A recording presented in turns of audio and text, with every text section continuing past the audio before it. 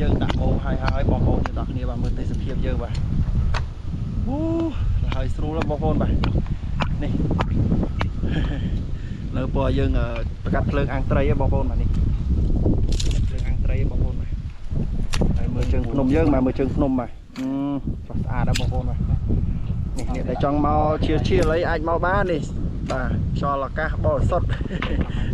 សាមញ្ញឯងបោះតង់បោះអីបាននេះ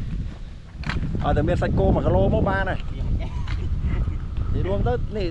តនេះអេមបដ ாய் បងប្អូនបាទបានតង់បានអីហើយបយាមកកេះអីគ្រប់ទឹកហើយបងប្អូនបាទហើយអានេះត្រីយើងបាន1គីឡូអូអេមកបងប្អូនមកត្រីមានតែពីខ្យល់មានតែពីត្រីឯណាលើកធំមួយធំចាំ1គីឡូទៅលើនេះបងប្អូនអើយនេះត្រីកញ្ចុះយើង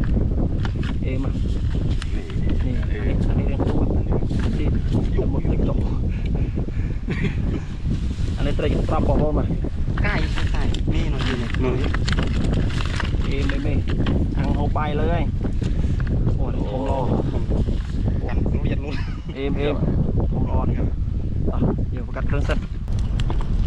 ឡូវយើងអាំងត្រីរួចហើយបងប្អូនបាទនេះត្រីយើងបាទអេមែនទេធម្មជាតិត្រែ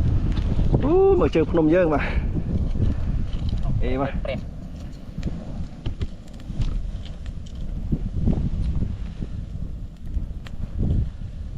ឯណាខ្យងបាទអត់ដាក់អាំងទៀត